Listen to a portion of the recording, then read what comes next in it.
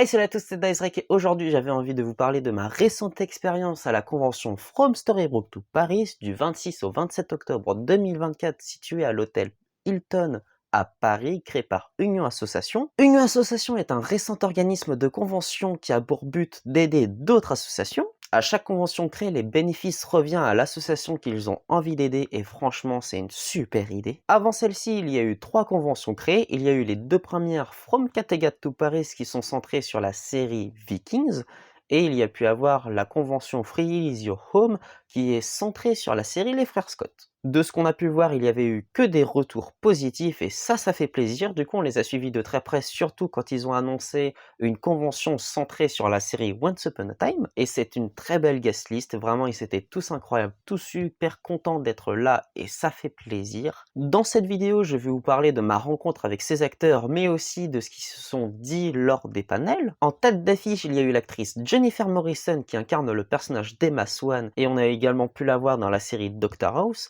Ça fait plaisir de la voir en convention car ça fait un petit moment qu'elle a arrêté ce domaine et merci Union d'avoir réussi à la voir. Pour la deuxième fois de notre vie, on a pu rencontrer l'acteur Colin O'Donoghue qui incarne le Capitaine Crochet. On a pu voir également l'actrice Keegan Connor Tracy qui incarne la Fée Bleue. On a pu la voir aussi dans le film Destination Finale 2, les films Descendants et la série Bates Motel. Pour la troisième fois de notre vie, on a pu revoir l'actrice Émilie de Ravin qui incarne Belle. On a aussi pu la voir dans la série Lost. Ensuite, on a pu rencontrer l'actrice Elizabeth Mitchell qui incarne Ingrid. Elle aussi, elle incarne un personnage dans Lost et elle joue aussi dans le film American Nightmare 3. On a aussi pu voir l'acteur Robbie Kay qui incarne Peter Pan. On peut aussi également le revoir dans le film Pirates des Caraïbes 4, mais également dans la série Heroes Reborn. Après, il y a eu Giles Matthey qui incarne le personnage de Gideon que nous avons pu voir aussi dans la série True Blood. Il y avait eu également l'actrice Georgina Haig qui incarne la reine Elsa que nous avons pu voir également dans la série Limitless. À la base, il devait y avoir Megan Ory qui incarne le petit chaperon rouge, mais malheureusement, 2 semaines avant la convention, elle a dû annuler. Et merci Union Association, ils ont réussi à trouver une remplaçante qui est l'actrice Bailey Madison qui incarne la jeune Blanche-Neige. Ces 9 guests étaient vraiment tous incroyables et je vais enfin vous en parler tout de suite. Dans l'attente des photoshoots et des autographes, j'ai pu être présent dans tous les panels. Les panels, en fait, c'est des sortes de questions-réponses des fans envers les acteurs et ils y répondent. On peut poser des questions sur leurs personnages, sur leurs futurs projets, sur leur carrière, sur leur vie personnelle. S'ils ont envie d'y répondre, ils y répondent et ça c'est vraiment cool car ça nous permet d'avoir des réponses à nos questions. On va commencer par le panel de Jennifer Morrison et celui de Colin O'Donoghue car les panels étaient tous en duo. Pour moi, j'avais peur de Jennifer Morrison qui ne se sente pas à l'aise dans les conventions, mais que finalement, elle était vraiment très heureuse d'être présente et ça fait plaisir, j'adore pouvoir me tromper, donc tant mieux quand ça part dans ce sens-là. Avec Colin O'Donoghue, il était content d'être là, mais il avait pas trop le sourire, c'est dommage, mais en tout cas, il était quand même très heureux d'être avec sa partenaire Jennifer Morrison et le panel s'est vraiment hyper bien passé, y compris notre rencontre avec eux. En plus, Colin, je l'avais déjà vu dans la Happy Ending 4 et franchement, c'était pas une bonne convention. Donc, au niveau des questions, on a eu quelle a été la scène la plus difficile à faire. Jen et Colin répondent ensemble que c'est lors de la saison 5 quand Dark Emma devait tuer Killian. En fait, elle raconte que le plus difficile entre guillemets, c'est encore jouer une scène d'émotion forte, de voir pleurer, de tourner avec le personnage Love Interest d'elle qui doit mourir de ses propres mains. Les scènes d'émotion sont dures à tourner pour elle et Colin est de ce même avis. Comment vous vous sentez maintenant? Pour Jennifer, elle est très fière de sa carrière et adore ce qu'elle fait actuellement. Elle est devenue réalisatrice et adore faire ça. Elle adore pouvoir exprimer sa créativité. Elle nous raconte qu'elle est dans l'audiovisuel depuis 2002 et que ça lui fait du bien dans sa carrière de pouvoir changer. Et pour Colin, il a juste dit qu'il se sentait vieux mais pas si différent.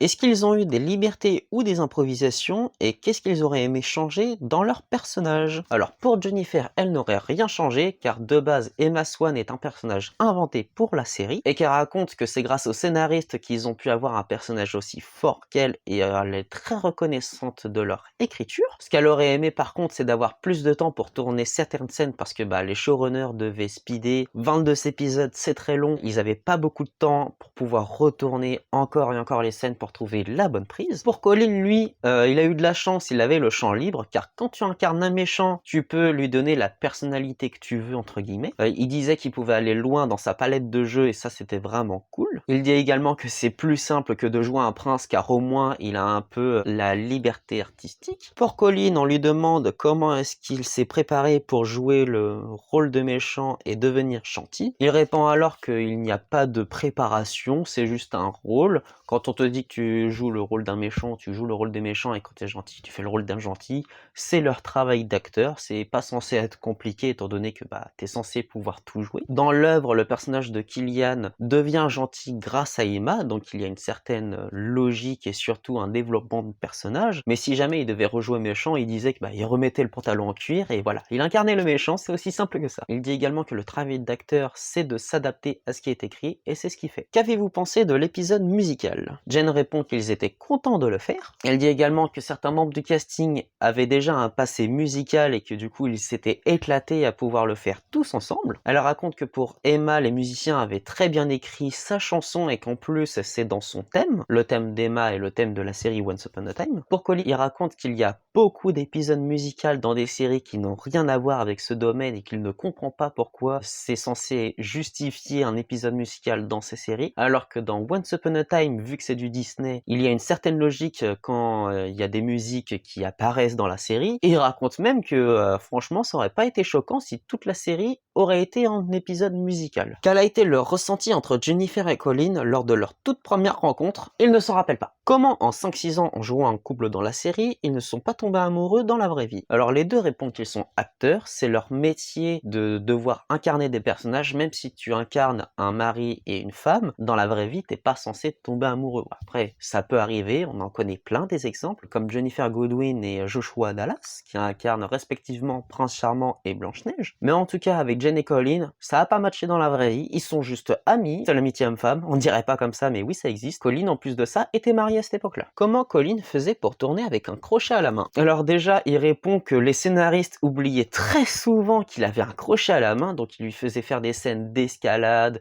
de scènes d'action, etc. Sauf qu'il pensait jamais qu'il lui manquait une main et qu'il avait un crochet à la place. Donc même quand il s'agissait de porter des objets lourds, sur place, en fait, il devait réécrire légèrement la situation, la scène en question, parce que fallait que ce soit logique avec le personnage. Et Jen répond rigolant qu'elle était amoureuse du crochet. Le panel se termine et c'était vraiment trop bien. On a pu faire les photos avec eux, donc moi je me suis pris en solo avec Jennifer Morrison et en duo avec Colin et Jen. Ma seule déception sur Jen, c'est qu'en fait elle ne pose pas sur ses photos, c'est des photos que je considère comme classiques, mais en tout cas ils étaient tous les deux merveilleux, formidables, c'était vraiment cool de les avoir rencontrés et d'avoir également pu avoir des photos. Lors des autographes, c'était malheureusement rapide avec les deux, donc avec Jennifer Morrison, on n'a pas trop eu le temps de discuter avec elle. Par contre avec Colin, il était admiratif avec le tatouage d'ambre, et du coup on lui pose la question si par hasard lui aussi il avait des tatouages, il nous répond que non. Nous ça nous étonne parce qu'on aurait pensé qu'il aurait eu au moins un petit crochet, mais pas du tout. Donc Ambre elle lui raconte qu'elle a déjà un bras entier sur l'univers Disney film animation et qu'elle voudrait faire l'autre côté sur l'univers fantasy à la Game of Thrones, Seigneur des Anneaux. Et là elle lui répond t'as qu'à faire un tatouage du crochet.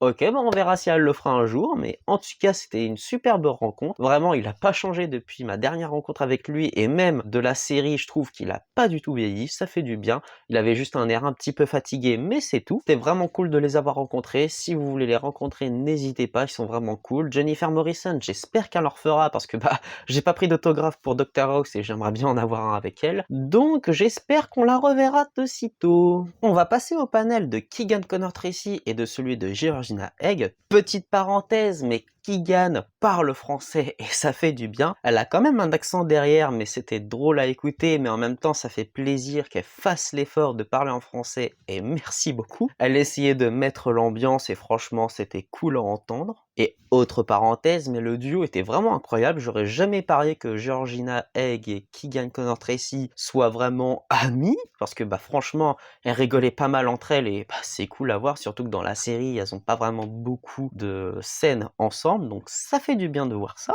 Quelle a été la scène la plus difficile à faire? Alors Georgina raconte qu'elle devait tourner une scène où elle devait courir sur un pont en fond vert. Le problème c'est qu'elle était en robe et en talons, et que c'était une scène très difficile parce que en courant elle risquait de tomber régulièrement. Pour éviter de chuter des dizaines et des dizaines de fois, parce que c'est ce qui se passait malheureusement, elle devait demander des chaussures plates pour pouvoir courir correctement. Faut quand même penser à sécuriser les acteurs. La prod lui a autorisé et elle a pu tourner tourné finalement la scène en chaussures plates et tant mieux pour elle. Pour Keegan, c'est quand Peter Pan vole son ombre et la tue. En fait, elle devait jouer la scène sans cascadeuse où elle devait tomber par terre. Ça semble anodin dit comme ça, mais en fait, la scène a dû être reprise plusieurs fois d'affilée et elle devait rechuter plusieurs fois pour avoir la bonne scène, la bonne prise. Et le problème, c'est qu'à force de tomber, elle s'est tapée des bleus, ça peut arriver, mais surtout, elle s'est cassé la hanche et si je me rappelle bien, elle a dit qu'elle a eu 4 ans de réhabilitation pour pouvoir se soigner. Donc vraiment, faites attention. Y a-t-il eu une scène qui a eu un impact sur leur vie? Georgina raconte que la toute première scène qu'ils ont tournée, c'était avec Elizabeth Lale qui incarne Anna. En fait, c'est à ce moment-là où elles avaient trouvé le livre. Et en fait, juste avant de tourner cette scène, elle avait pas de boulot. Quand elle a été castée pour le personnage de Elsa, elle était vraiment extrêmement ravie. Une semaine avant, elle devait envoyer ses mensurations pour pouvoir avoir la robe à sa taille et elle racontait que elle était très stressée parce que la production faisait vraiment gaffe à son interprétation. Elsa, c'est la Reine des Neiges. La Reine des Neiges, à ce moment-là, c'était vraiment devenu un film extrêmement populaire et il l'est toujours à l'heure actuelle. Et il va même y avoir un 3e film qui va bientôt sortir. En plus de ça, elle était très déstabilisée d'avoir une tonne de monde autour d'elle qui la surveille sur ses faits et gestes, etc.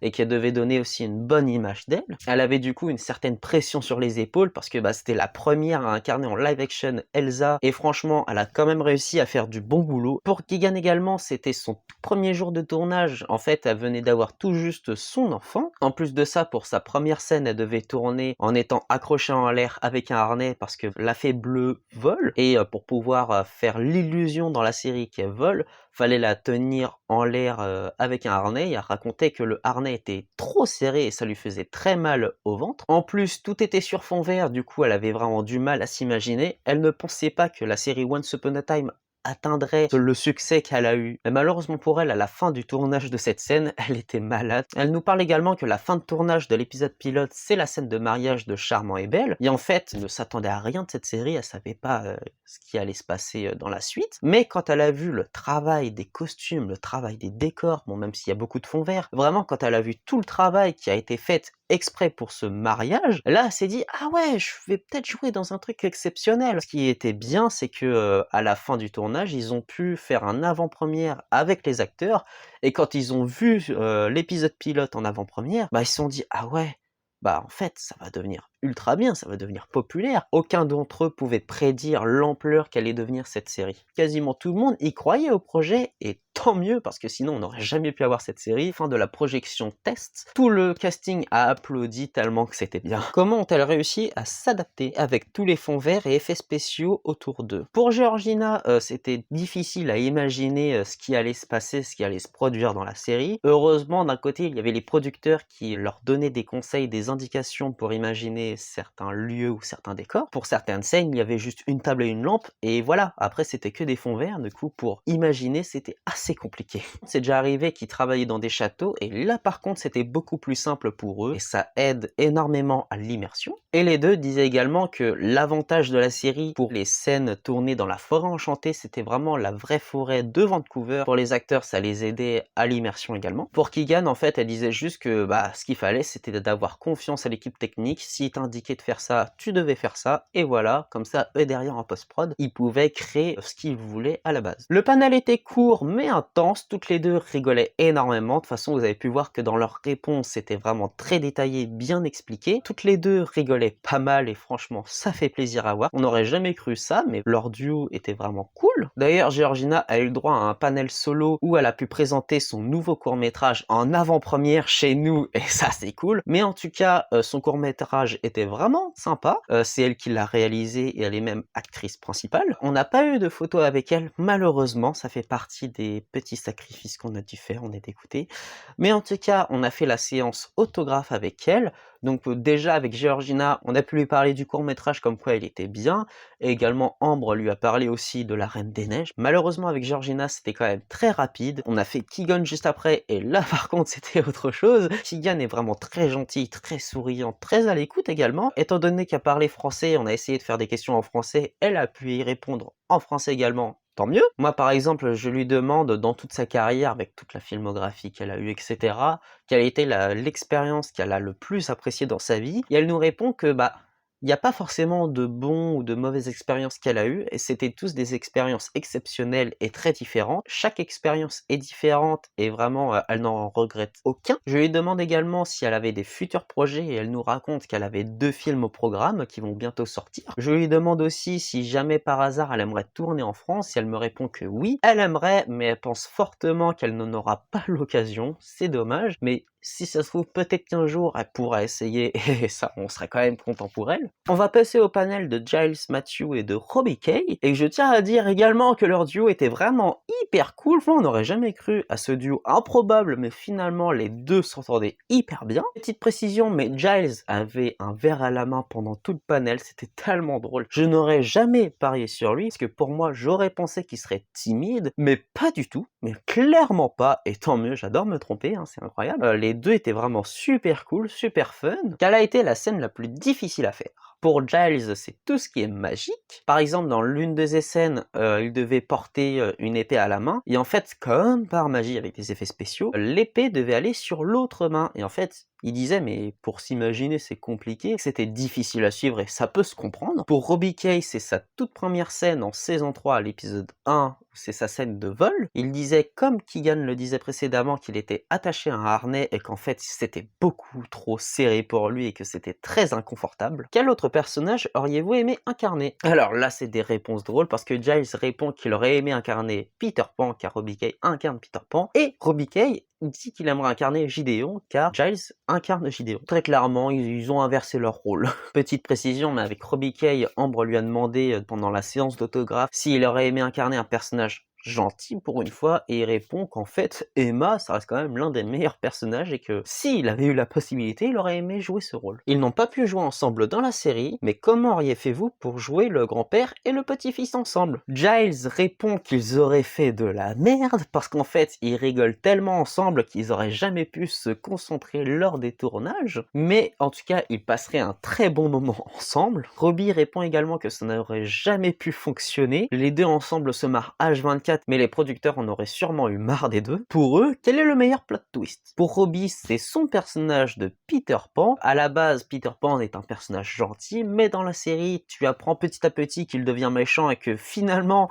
c'est l'un des meilleurs méchants de la série. Donc vraiment, pour lui, le plot twist, c'est Peter Pan. Et pour Giles, c'est le personnage de Gideon qui revient, car à la base, il avait auditionné pour un personnage nommé Morpheus, et en fait, Morpheus est devenu Gideon. Les showrunners ont vu que ça pouvait être un bon potentiel pour la série, et du coup, ils ont décidé de le garder. Lui, en tout cas, il était très content de devoir revenir, parce que ça lui a permis de payer son loyer. Quels sont leurs meilleurs souvenirs de tournage? Robbie Kay répond que c'est lors du tournage d'un épisode en saison 3, Jared Gilmore devait faire semblant de dormir, et à ce moment-là, il lâche une énorme caisse, un énorme paix. Tout le monde a entendu, tout le monde a rigolé, ça l'a fait rire, et c'était vraiment un moment très drôle pour eux. Giles répond que c'est avec l'actrice Jamie Murray qui incarne la Fée Noire, et il tournait une scène où en fait elle agitait sa baguette devant son pif. En fait, il éclatait de rire à chaque fois, il n'arrivait pas à garder son sérieux. Ils ont retourné la scène une quinzaine de fois et il y arrive toujours pas. Les producteurs derrière lui ont foutu un petit coup de pression parce que ok, c'est drôle,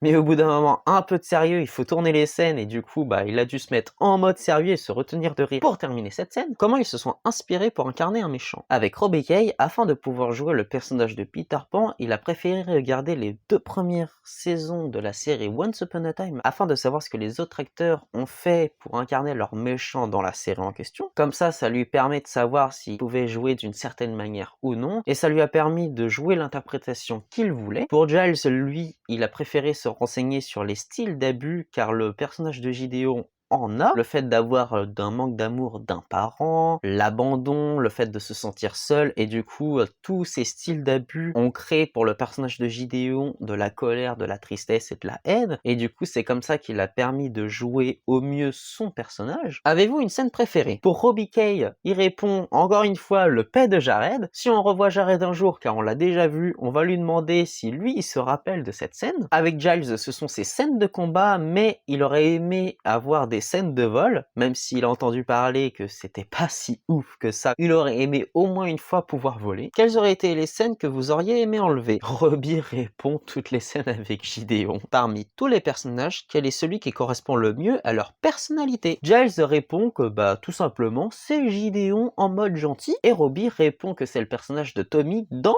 Heroes Reborn. Personne ne s'attendait à cette réponse. Le panel se termine, les deux étaient vraiment formidables, on n'aurait jamais parié sur leur duo, mais en tout cas les deux ensemble c'est vraiment trop cool, trop drôle à voir. On a également pu les revoir dans les séances d'autographes, mais malheureusement on n'a pas pu avoir de photos avec eux. On a dû faire encore une fois des coupes budgétaires et malheureusement on n'a pas de photos. On est trop dégoûtés, mais c'est la vie malheureusement, on est obligé de faire des choix et en tout cas ils en faisaient partie. Avec Robbie, lors de sa séance d'autographe, c'est vraiment très gentil, très souriant. Il complimente aussi les tatouages d'Ambre. Tout le monde va le faire, c'est incroyable. On lui pose la question s'il a des futurs projets dans l'avenir et il répond qu'il va incarner la voix du personnage Ron Weasley dans le nouveau jeu Quidditch. Avec Giles, lui aussi c'était vraiment un type super cool, super fun, très gentil, très souriant. Il complimente également le tatouage d'Ambre.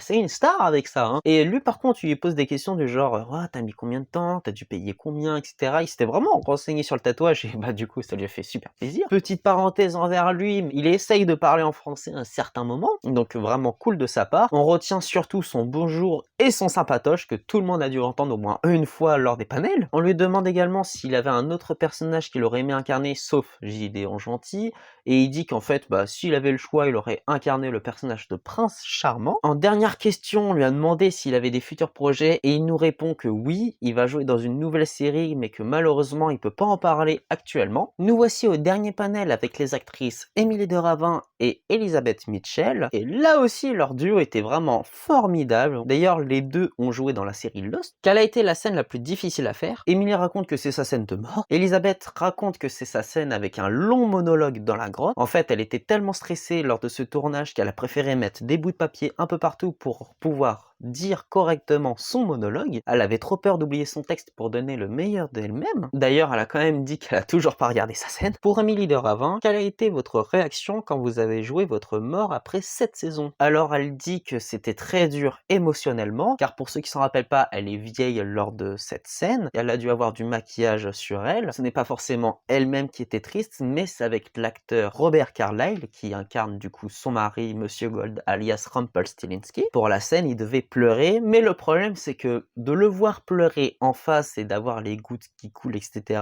Pour elle, elle était attristée, ça lui faisait de la peine parce que c'est triste de voir quelqu'un pleurer, mais surtout que là t'as l'ambiance, tu sais que c'est la fin de série, bientôt la fin du coup de cet univers pour eux également, et elle était très attristée. Les producteurs lui ont dit qu'elle devait surtout pas pleurer car ça pouvait créer des déformations au niveau du maquillage et qu'il fallait tout recommencer. Du coup perdre des heures, de l'argent, etc. Donc pour elle, c'était très dur à tourner, que ce soit émotionnellement ou même du coup physiquement, alors que pourtant son personnage devait accepter sa mort et mourir en paix. Donc pour elle, c'était quand même compliqué.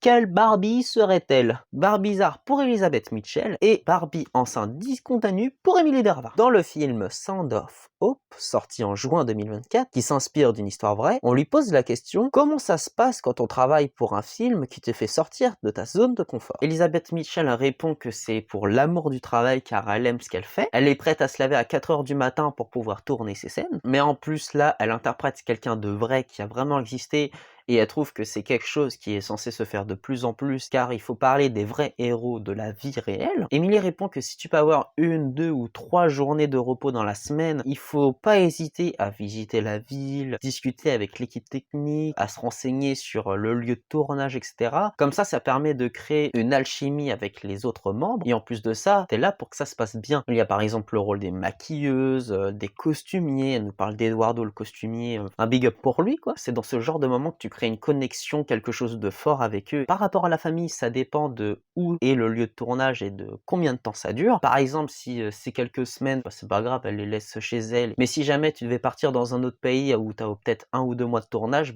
eux ils viennent avec elle. Je suis triste car le panel se termine déjà. C'était vraiment très court mais intense. Les deux rigolaient assez souvent. Même Elizabeth Mitchell, vraiment très charmante, très souriante, elle rigole énormément. C'était vraiment, je trouve, en tout cas, elle sortait plus du lot que tous les autres acteurs réunis. En parlant d'Elizabeth, elle parle un peu français, mais c'est personnel, mais je trouve que quand elle parle français, elle a une voix d'enfant, alors qu'elle a plus de 50 ans, je crois qu'elle a 53 à peu près. Franchement, c'est très drôle à écouter, mais j'apprécie également l'effort qu'elle fasse. Malheureusement, avec les deux, je n'ai pas pu avoir de séance photo avec elle, je suis dégoûté, surtout pour Elizabeth Mitchell où j'ai eu vraiment un gros coup de cœur. Mais au moins, Emily, j'ai pu avoir une photo sur une ancienne Wells the Comic Con, donc voilà, j'ai déjà quelque chose avec elle. D'ailleurs, avec Emily, on fait sa séance d'autographe et elle aussi très souriante, très charmante. Et je trouve qu'elle fait encore jeune, c'est incroyable, je trouve que cette actrice n'a jamais changé en étant jeune à maintenant. Encore une fois, je me répète sans cesse, mais elle apprécie également le tatouage d'ambre qu'elle trouve magnifique. On lui demande également si elle pouvait incarner un autre personnage, lequel ce serait, et elle nous répond tout naturellement que c'est Rumple, il est trop classe, il est trop bien. Malheureusement avec elle, c'est aussi court, mais on l'avait déjà rencontré, donc pour nous, ça nous dérange pas tant que ça. On passe maintenant à Elizabeth Mitchell, et je tiens à dire que c'est mon coup de cœur de cette convention. Franchement, elle est adorable, très souriante, et franchement, elle crée une ambiance avec elle, mais tu peux pas être malheureux à côté d'elle. C'est vraiment, elle a un de ses sourires, elle est trop cool en fait, comme actrice. Si jamais j'avais son énergie à son âge, mais franchement, je kifferais ma life. En tout cas, on arrive à sa séance d'autographe, on lui présente nos books qu'elle trouve incroyables. Elle prend même son temps à zioter, voir ce qu'on a fait d'autre avec ces books-là. Et on avait les books Once Upon a Time et Lost. D'ailleurs, quand j'arrive, elle m'a pris par surprise, mais elle m'a dit "Oh, you are so cute!" Et je suis en mode "Oh, thank you!" Mais tu sais, avec de tension, genre, j'ai juste tilté 3-4 secondes après, je suis en mode «Putain, elle m'a dit ça?» OK, bah, tant mieux, bah, merci beaucoup et j'ai rougi d'un coup, je suis quelqu'un qui rougit trop facilement aussi. On lui demande du coup, quel était son meilleur souvenir sur Once Upon a Time et elle nous répond que, bah, c'est sa cave en fait, c'était vraiment un lieu où elle était souvent présente et bah, quand elle racontait son monologue, OK, c'était stressant, mais en même temps, c'était super cool de pouvoir, incarner un personnage comme Ygritte. Avec les fonds verts, elle aimait imaginer beaucoup de choses. Elle adore aussi son expérience dans Lost. Elle ne regrette aucun choix de sa carrière, vraiment tous sont uniques et elle n'en regrette aucun. Comme elle le dit elle-même, toute expérience est bon à prendre. Je sais qu'elle va jouer dans un nouveau film, mais j'ai pas bien compris de ce qu'elle nous a dit, du coup, bah, je ne sais pas trop quoi dire sur ce sujet-là. En plus, sur l'instant présent, je lui dis que bah, avec Ambre, c'est ma copine, on est même plus que copine, on est fiancés, sauf que je sais pas le dire en anglais. Use money wife, c'est mari et femme, du coup, je sais pas dire comment fiancé. Du coup, je prends sa main, je lui montre sa bague, et là, en mode «Oh, c'est trop mignon, congratulations!» Ça fait plaisir pour le petit ego, ça j'avoue, mais vraiment très gentille, très souriante. On la regrette absolument pas. Bah, le seul truc que je regrette, c'est de pas avoir de photos. Malheureusement, c'est mon coup de cœur et j'ai pas de photos avec elle, ni même de selfie. Je suis dégoûté. En tout cas, elle nous souhaite plein de bonheur. Merci en tout cas Elisabeth, c'était vraiment trop cool de l'avoir rencontrée. J'étais malheureusement pas très présent pour le panel de Ballet Madison car la séance de photos était au même moment. Du coup, je crois que j'ai pu faire qu'une question, mais étant donné que c'était en marchant, bah je ne l'ai pas écouté. Donc désolé Bailey si un jour elle décide de regarder cette vidéo, ça m'étonnerait fortement, mais je ne peux pas trop dire de choses à son sujet. Sauf, mis à part qu'on a pu la voir dans la séance d'autographe et elle aussi, elle était très gentille, très souriante. D'ailleurs, c'était la dernière auto à faire et vraiment, elle prenait son temps avec tout le monde et ça, c'est vraiment cool. On lui présente nos books et elle était vraiment très heureuse de savoir qu'on l'avait pas oubliée parce que ça reste un tout petit personnage et elle était vraiment très contente de ne pas être exclue, donc tant mieux. J'aurais jamais parié qu'elle aurait eu autant de monde, surtout qu'elle a été annoncée une semaine avant la convention. Franchement, beaucoup de monde était là pour la voir et vraiment, je suis trop heureux pour elle. On sait qu'elle va jouer dans un nouveau film, mais elle a pas le droit d'en parler pour le moment. C'est dommage, mais c'est pas grave. Pour conclure, c'était vraiment une très belle expérience. Je dirais même que c'est la meilleure convention que j'ai faite et pourtant j'en ai fait pas mal. Je pense que j'en ai dû en faire 6 ou 7 déjà, donc vraiment, c'était la meilleure. Merci Union en tout cas d'avoir réalisé cette convention. On est quand même dégoûté de ne pas avoir vu Megan Horry, mais j'espère en tout cas qu'on la reverra bientôt. On a pu apprendre plein de choses sur les acteurs et l'ambiance était vraiment incroyable. Et on était présent au panel de fermeture et on a pu dire au revoir à tous les acteurs, leur faire coucou. C'était vraiment triste d'un côté, mais toute convention a une fin. Celle-ci s'est vraiment hyper bien passée. On a chanté Ma vie en rose d'Edith Piaf avec eux et c'était vraiment hyper cool. Je tiens à dire que le présentateur, je crois qu'il s'appelle Dan, Vraiment, il a mis l'ambiance. C'est l'un des meilleurs présentateurs que j'ai vu. Franchement, il a hyper bien géré. Il sait parler français, anglais, espagnol également. Ça nous a tous choqués quand il a su répondre à une fan qui parlait espagnol. Même les acteurs eux-mêmes remercient son travail phénoménal. Il savait même gérer quand il y avait eu des problèmes avec certaines personnes qui ont dit des trucs homophobiques, etc., et qui ont été virés. Donc tant mieux. Merci en tout cas. Il y a eu l'annonce de la From Storybrooke to Paris 2 avec non pas un, ni deux, ni trois, mais 4 guests déjà annoncés. Donc oui, certes, c'est des guests vus pendant cette convention, mais ça reste quand même déjà cool. Il y a Keegan Connor Tracy, Elizabeth Mitchell, Bailey Madison et Emily de Ravin qui reviennent. Ça m'étonne fortement que Meghan Ory n'a pas été réannoncée, c'est dommage. Bon, après, j'espère sincèrement qu'elle reviendra, mais j'espère en tout cas que les autres acteurs annoncés seront des nouveaux, parce que ça risque de faire redite, déjà 4 c'est déjà pas mal, mais en tout cas, je sais que je pourrais reprendre ma revanche avec des photos avec elle, donc tant mieux. Je remercie Angelo, Manon, Marie-Alix, Nabila qui ont su organiser cette convention car c'est les créateurs d'Union d'associations. Merci également au staff qui était vraiment super. Désolé à la petite Kelly avec qui on a posé beaucoup de questions et qu'on a quand même un petit peu embêté. On remercie également les autres membres du staff, les autres membres de l'équipe technique, les gardes du corps, les personnes de l'association Rêve. Les bénéfices de cette convention vont revenir à eux. On tient à souligner l'excellente idée d'avoir mis des épisodes de Once Upon a Time lors de la pause déjeuner. Tout le monde était concentré sur les épisodes. En plus, c'était les derniers, mais malheureusement, il n'y a pas eu assez de temps pour le tout dernier. Également, on remercie la réduction qu'ils ont fait pour le parking, parce que 6 € de l'heure, ça coûte un peu cher, donc 18 € la journée.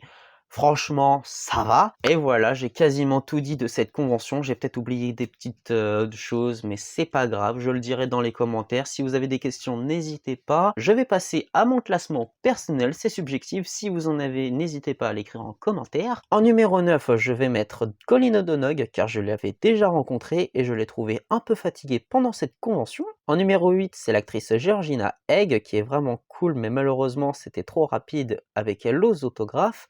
Mais point positif, elle nous a quand même fait confiance pour nous montrer son court-métrage et ça fait vraiment plaisir. En numéro 7, je mets Emily de Ravin car je l'avais déjà rencontrée et franchement, je la trouve toujours aussi sympathique. En numéro 6, je mets Robbie Kay car malheureusement en autographe, c'était toujours rapide, mais ça se voyait qu'il parlait quand même bien, il était présent pour les gens et tant mieux, c'était vraiment cool de l'avoir vu. En numéro 5, ce sera Gilles Matthew ou Giles. Ouais, Giles ou Giles. On sait pas trop comment dire en français, mais en tout cas, Giles était vraiment une belle surprise. Je ne m'attendais à ce qu'il soit timide, mais en fait, pas du tout. C'était vraiment tout le contraire. Il était vraiment à la cool. En numéro 4, ce sera l'actrice Jennifer Morrison. Franchement, j'avais peur d'elle dans le sens où je savais pas du tout ce que ça allait donner avec elle, car je sais qu'elle avait eu une mauvaise expérience en convention une fois, et c'est pour ça qu'on la voyait plus. Mais en tout cas, c'était vraiment une belle femme, très gentille, très souriante. Le seul bémol, du coup, c'est qu'elle ne posait pas pendant sa séance d'autographe. C'est dommage. Je suis vraiment trop content de l'avoir vue et j'espère en tout cas la revoir une prochaine fois. En numéro 3, ça va être Bailey Madison. C'est vraiment la surprise de dernière minute. Elle est vraiment adorable et très contente d'être présente.